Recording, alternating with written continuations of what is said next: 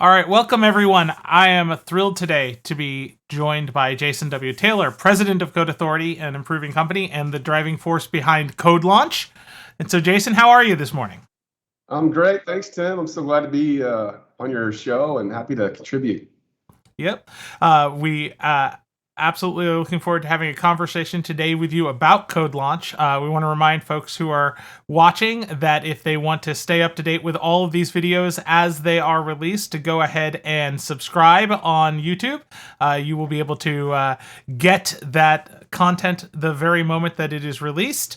And so with that, let's get into our first question, Jason, which is, what is CodeLaunch and what can attendees expect from the event? Wow. So CodeLaunch is a lot. It's actually the combination of a startup conference, a startup accelerator competition, and the finale of that competition, and a networking event. So before I explain what they should expect, you kind of have to understand the high level of what CodeLaunch is.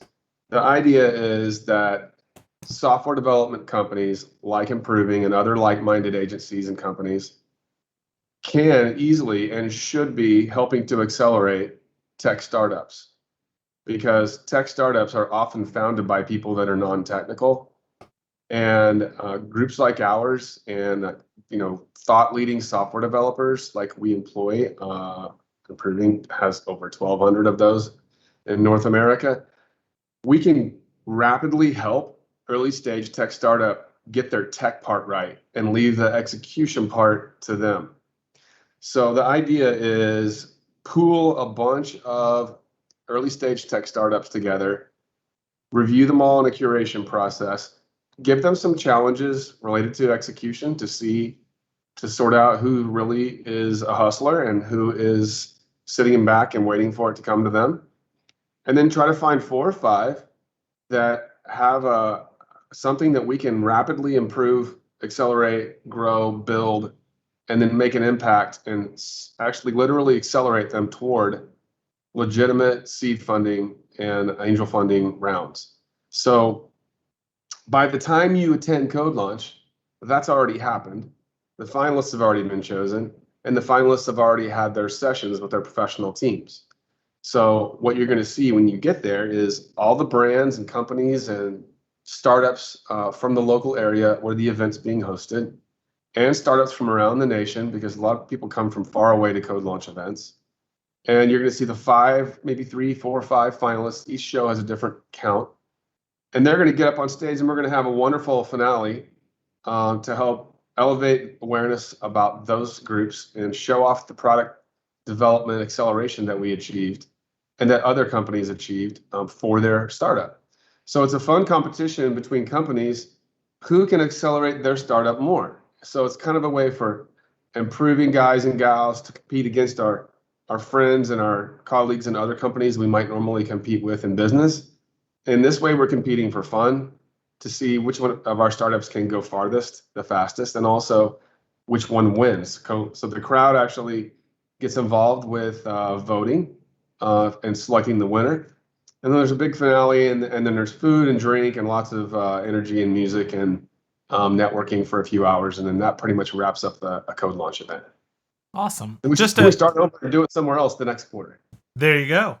So digging into that a little bit, you talked about the aspects where you've got the startup conference and networking event. So even the competition, which is great fun and a great show, right, isn't everything that people who are attending are going to see. If you've got a startup who's already going, you might come to be able to make connections that can help you grow your startup, even if you weren't selected as one of the finalists to be on stage, right? Or if you just want to get to know people who are in that startup space, maybe looking to get involved as a technologist, looking to join a startup team and the like, correct?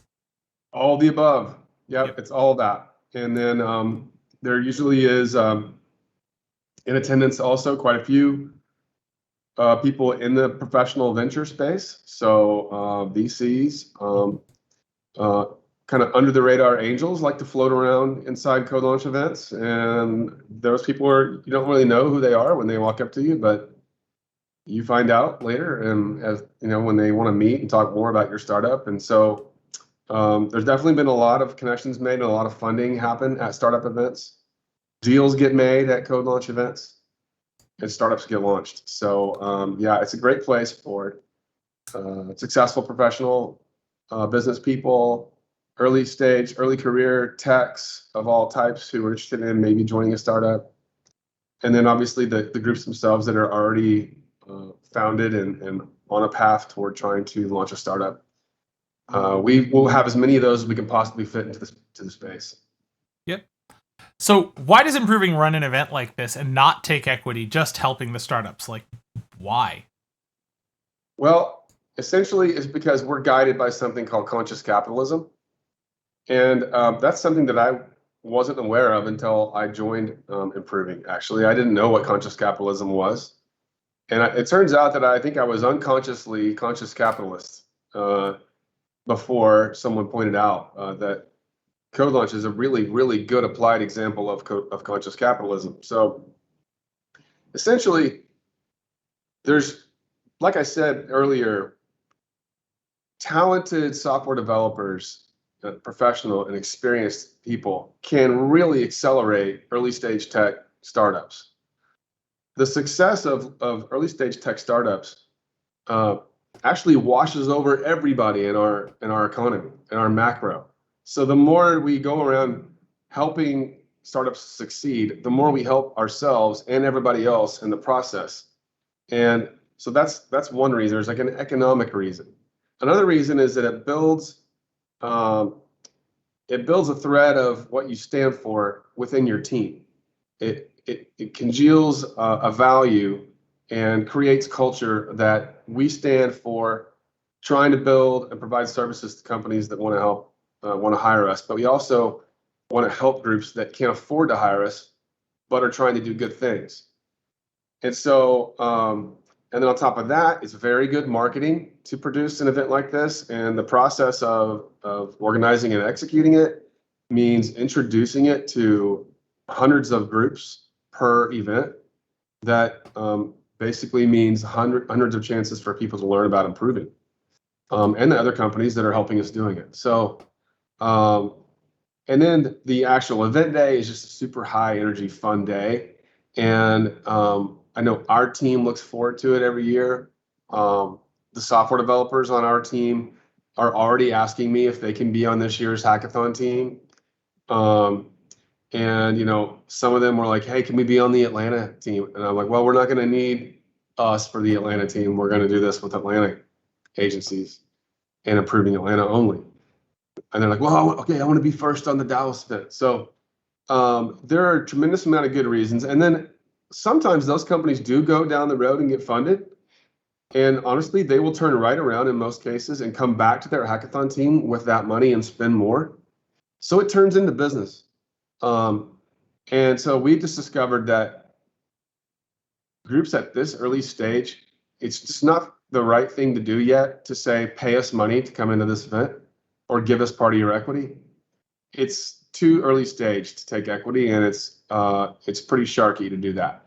It would probably hurt their ability to get funded down the road if we were taking 3, 5, 6% of their stack right at the beginning. So we're in this for them and for us in a cultural sense and a conscious capitalist sense as well.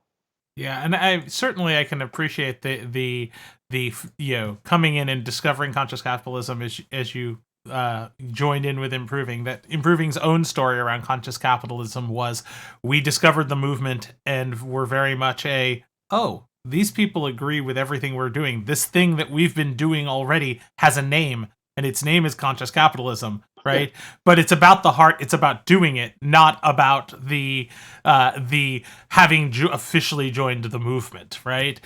So absolutely.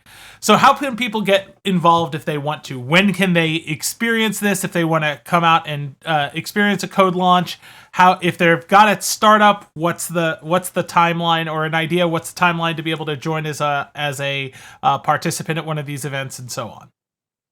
Well, any technical startup that believes they might be a fit for this should go to CodeLaunch.com. It's pretty clear. You'll understand who it's for pretty quickly. And if you are pre-MVP and you don't have customers or revenue yet, it's probably you.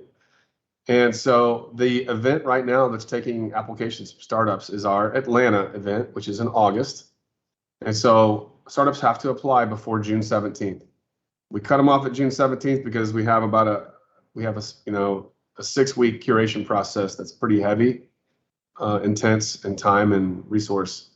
And then that leaves us the last 2 weeks just to get ready to have the event. So on June 17th, we'll cut off Atlanta applications and get ready for our August 18th event. If that's too soon for a startup that sees this, or if you see this later, there's another event in Q4, and that'll be in DFW, our home base. And we start taking applications for the DFW event on August 1st. Now, our DFW event will accept international application, but Atlanta will not. So Atlanta is open to US based only. And we get applications from every state at every event. So an event is located in a region, but it's not just for startups in that region. It's on an attendance basis, it's for the people in that region. But on a participation and potentially becoming a finalist that gets accelerated, that's open across the United States. So you can always find out when the latest and greatest and next event for CodeLaunch is at CodeLaunch.com. All right, and I'll make sure that there are links to CodeLaunch.com and Code Authority both in the post about this, so that people can find that link in the details below. All right, Jason. Final thing, of course, is one habit that has made you successful, has made you the successful businessman that you are. What's that habit?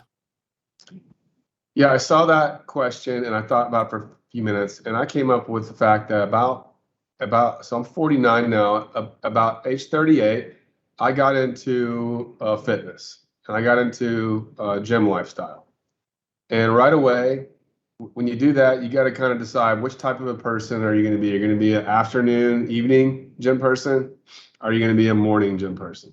Or some people are kind of this. There's a segment that's the middle of the day gym routine. And I immediately adopted the morning, and it is a huge benefit to me each and every day. So most of the days of the week, not always Fridays, but usually Monday, Tuesday, Wednesday, and Thursday, I'm in the gym before work, and I come to work energized, fired up, and my energy is completely different on those days when I don't. And then one side benefit of doing a little gym action in the morning is that it also forces you to tie your night off to an earlier end, usually, because you just learn to do that. So this one of the secrets that I do and I'll always stick with is I'll be a morning gym person. Very cool. And yeah, I myself have been a morning gym person, and I agree that energy, it just redefines your day to get out there and do that, right? And Yep. everybody's at different points on their fitness journey, but just getting out there in the habit of regularly doing it, totally a win. All right, Jason, thank you very much for spending some time with us today, talk about Code Launch. I look forward to joining you in August at Code Launch Atlanta. I'll be out there, and look forward to seeing what the finalists are. And if you think you should be one of those finalists, again, go out to CodeLaunch.com. You've got a few days left still to get your submission in to try to join us in Atlanta in August. Thank you, Jason. You're welcome. Thank you, Tim.